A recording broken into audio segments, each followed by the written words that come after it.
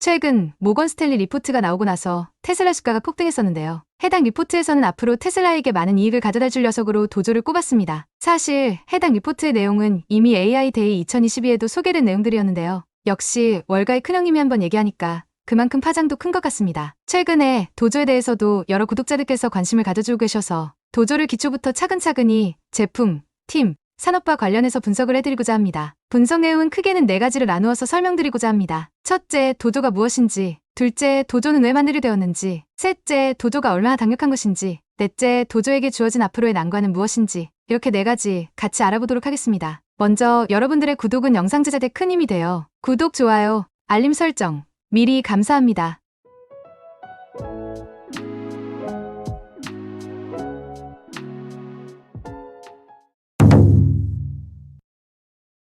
도조는 FSD 시스템을 훈련시키기 위해 테슬라에서 직접 인하우스로 만들어낸 슈퍼컴퓨터입니다. 여기서 도조는 일본어로 도장이란 말이고 우리가 종종 도장 깨기 얘기할 때 그 도장 맞습니다. 보통 도장이라고 하면 무술 훈련하는 곳인데요. 보통 인공지능 시스템을 만들기 위해서 데이터를 트레이닝한다고 하는데요. 트레이닝, 즉 데이터가 훈련하는 곳이 바로 도장이니까 데이터를 훈련시키는 공간이 바로 슈퍼컴퓨터이기 때문에 이름을 도조라고 정한 것이죠.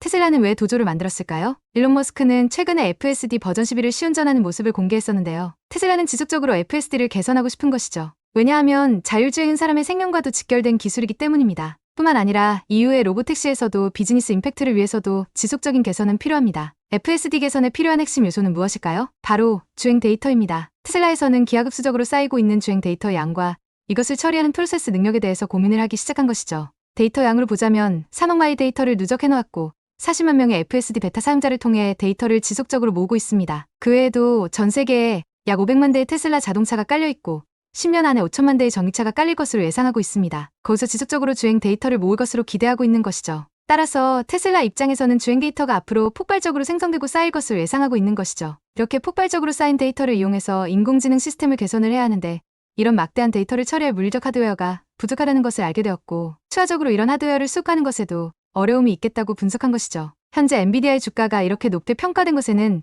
쏟아지는 인공지능 시스템의 수요와 거기에 필요한 하드웨어 수요 때문인 거죠. 특히 요즘은 챗GPT 같은 대규모 언어 모델을 만들 때 필요한 데이터의 양이 매우 많기 때문에 연산에 필요한 엔비디아 칩이 없어서 못 팔고 있는 상황이거든요. 참고로 요즘 엔비디아 A100의 가격은 한 대당 1,500만 원, 이후에 나온 모델 H100은 한 대당 5천만 원 하고 있습니다. 이렇게 한 개가 비쌈에도 없어서 못 팔고 있는 거죠. 그래서 테슬라는 현재 사용하고 있는 하드웨어를 최적화하는 방법을 생각하는 것이죠. 그 고민 끝에 새로운 하드웨어를 만들어야겠다고 판단한 것이고 그것이 바로 도조 슈퍼컴퓨터가 되겠습니다. 테슬라뿐만 아니라 인공지능의 진심인 회사들은 사실 커스텀 AI 칩을 계속 만들고 있긴 합니다. 애플, 구글, 아마존, MS, 메타까지 자체 생산 AI 칩을 제품에 반영하고 있습니다. 그리고 모건 스탠리에서는 커스텀 AI 칩이 연간 30%씩 성장해서 2027년에는 전체 AI 칩 마켓에서 30%를 차지할 것을 분석하고 있습니다. 현재 테슬라가 도조를 만드는 것을 보면 예전에 스티브 잡스가 인용했던 문구 생각나는데요. 그것은 바로 소프트웨어의 진심인 사람들은 자체 하드웨어를 만들어야 한다라는 문구입니다. 테슬라가 얼마나 인공지능의 진심인지를 알 수가 있습니다. 그렇다면 도조의 강력한 포인트는 무엇일까요? 그 점을 알아보기 전에 도조에 얼마나 전문 분야의 고수들이 투입이 되었는지 먼저 살펴보도록 하겠습니다. 테슬라는 숨어있는 고수들을 찾아내서 채용하고 실제로 성과를 내는 모습을 많이 보여주었는데요. 대표적으로 오토파일럿을 이끌었던 안델 카파시가 있고요. 그리고 중국 비즈니스에 영향을 많이 준 톰주가 있습니다. 반도체 팀과 관련해서는 특히 그 전에 반도체 팀을 만들게 했던 짐 캐러가 있었습니다. 현재 짐 캐러는 나갔지만 그렇게 생긴 반도체 팀의 구성 인원도 상당히 짱짱한 것을 알 수가 있는데요. 그중에 AI 데이에서 발표했던 연사 두 분, 가네시와 피터의 커리어를 살짝 파헤쳐 보도록 하겠습니다. 먼저 가네시는 현재 오토파일럿 하드웨어 팀의 시니어 디렉터이고 도도팀의 수장입니다. 그는 AMD에서 14년 동안 CPU 그룹팀에 있었고요. 칩 디자인에 상당한 전문성이 있는 것으로 보입니다. 다음은 피터를 살펴보겠습니다. 피터는 현재 저전압 실리콘 팀의 부사장으로 있습니다. 피터는 애플에서 7년 동안 있었는데요. 애플에서 아이폰 5S에서 아키텍처 변화의 기로에 있을 때 칩 설계팀 미드로 있었습니다. 그 외에도 다른 경력들을 보면 거의 수십 년 동안 칩 설계만 했던 것을 알 수가 있습니다. 이렇게 칩 설계에 있어서 잔뼈가 굳은 사람이 피터와 가니시를 제외하더라도 수십 명이 있습니다. 이렇게 엄청난 전문가 집단이 모여서 만든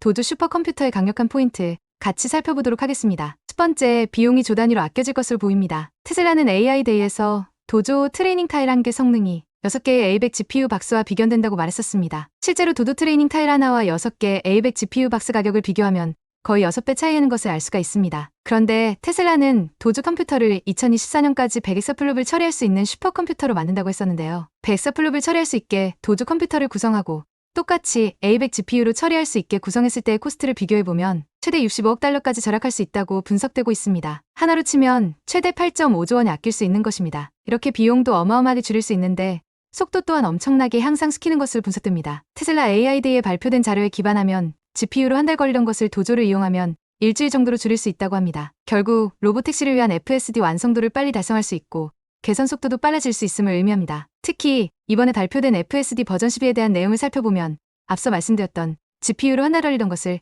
일주일도 안 걸리게 처리할 수 있다고 보입니다. 일론 머스크가 FSD 버전 12에서 강조한 것이 따로 시스템에게 이것은 무엇이고 저것은 무엇이야라는 가르치는 작업이 하나도 안 들어갔다고 말했는데요. 시스템에게 이것이 무엇인지 가르치는 작업을 보통 라벨링이라고 하는데요. FSD 버전 12에서는 라벨링 없이도 데이터만으로 스스로 학습한 것임을 알 수가 있습니다. 그런데 위의 작업 속도에 대해서 한 달과 일주일 차이에 대해서는 작년 AI 데이 때 내용이기 때문에 아무래도 라벨링을 포함한 계산까지 들어가 있을 확률이 높습니다. 그리고 라벨링 자체에도 상당히 높은 코스트가 들어가는 것을 테슬라 자료를 통해서 알 수가 있습니다. 이것은 결국 다른 회사에서 자율주행을 따라잡기가 상당히 힘들다는 것을 잘 보여준다고 생각합니다. 공격적으로 얘기해서 기술적으로 자율주행은 테슬라가 독점하는 형태가 될 것으로 보입니다. 사람들은 확실히 차이하는 기술에 대해서는 냉정하게 평가하고 선택하기 때문이죠. 심지어 생명이 걸린 기술이기 때문에 조금이라도 더 나은 기술을 선택할 것입니다. 마치 예전에 삼성에서 옴니아 폰이 나왔지만 결국 아이폰이 출시하자마자 옴니아 폰을 한순간에 접을 수밖에 없었던 기억이 생각나네요. 이렇게 테슬라는 영상 데이터를 이용해서 자율주행을 완성해 나가고 있기 때문에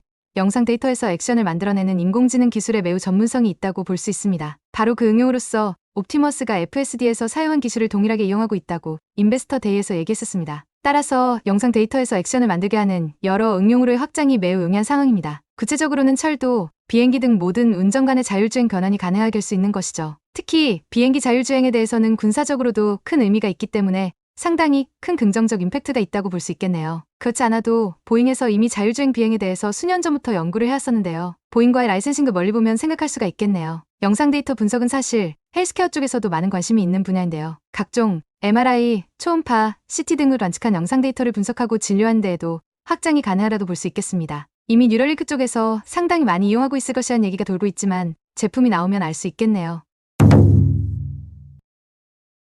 사실 도조 컴퓨터가 장밋빛 미래만 있는 것은 아닙니다. 현재 가장 문제가 되고 있는 것은 칩 생산 자체에 차질이 있는 상황입니다. 엔비디아의 H칩 같은 GPU뿐만 아니라 커스텀 AI 칩을 만들고 있는 회사들은 대부분 TSMC의 설계를 넘기면 그 설계에 맞게 칩을 생산해내는 것인데요. TSMC의 마크 리우 회장은 현재 요구되는 고급 칩에 실리콘이 부족하기보다는 거기에 사용되는 고급 패키징 용량 부족을 80%만 충족 가능하다고 밝혔습니다. 여기서 얘기하는 고급 패키징은 칩온 웨이퍼온 서스트레이트를 말하는데요. 이 기술은 HBM을 사용하는 칩에 모두 영향을 줍니다. 그런데 최근에 생산되는 대부분의 AI 칩은 HBM을 사용하기 때문에 수급에 영향을 받을 수밖에 없는 상황입니다. 이외에도 도조 컴퓨터는 영상과 같은 비전 데이터를 훈련하는데 최적화되어 있을 가능성이 높습니다. 현재 챗GPT로 대두되는 대규모 언어 모델 생성에는 구글에서 만든 TPU 칩이 도조 컴퓨터보다 성능이 좋을 수 있습니다. 왜냐하면 대규모 언어 모델에 가장 많은 영향을 준 트랜스포머 모델 자체를 구글에서 발표했었고 이를 이용해서 버트와 같은 언어 모델에 필요한 컴퓨팅을 지속적으로 최적화해왔기 때문이죠. 제미나이를 포함해 여러 대규모 언어 모델에 개선되는 속도를 보면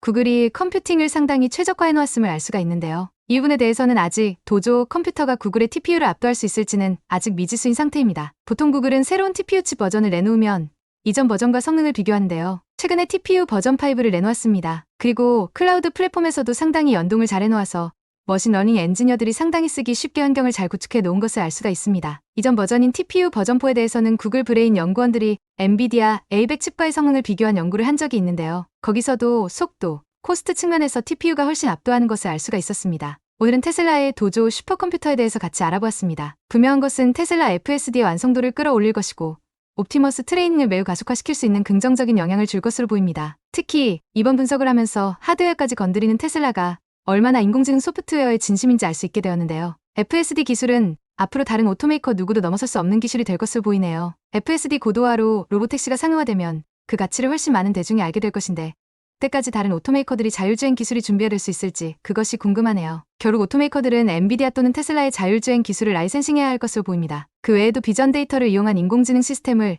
도조 컴퓨터를 이용해서 훨씬 비용 효율적으로 트레이닝이 가능할 것으로 보입니다. 이것은 당장 옵티머스에 큰 영향을 줄 것이고 앞으로 여러 로보틱스에도 많은 영향을 줄 것으로 보입니다. 그럼에도 현재는 TSMC에서 생기는 병목 현상으로 인공지능 관련 칩 수급에 어려움이 많이 있을 것으로 보입니다. TSMC도 여러 곳의 수요들을 만족하기 위해서 생산 캐파를 높이려는 노력들을 하고 있는데요. 당장의 수요는 맞추기 어려울 것으로 보이는 것이죠. 당분간은 칩 수급 부족으로 인공지능 개선의 속도도 생각보다 더딜 수도 있겠습니다. 그리고 도조 컴퓨터가 얼마나 대규모 언어 모델에 최적화되어 있는지도 미지수인 상태입니다. 일론 머스크는 트위터, 아니 X를 이용해서 대규모 언어 모델을 만들긴 할 것인데 아직 정해진 타임라인도 없기 때문에 어느 정도 성능을 만들어낼 수 있을지도 의문입니다. 그 사이에 MS, 구글은 고도화된 멀티 모달의 대규모 언어 모델을 만들어낼 것인데 말이죠. 여러분들께 유익하고 도움되셨기를 바랍니다. 지금까지 인공지향이었습니다. 그럼 또 재밌는 인공지능 이야기로 만나요.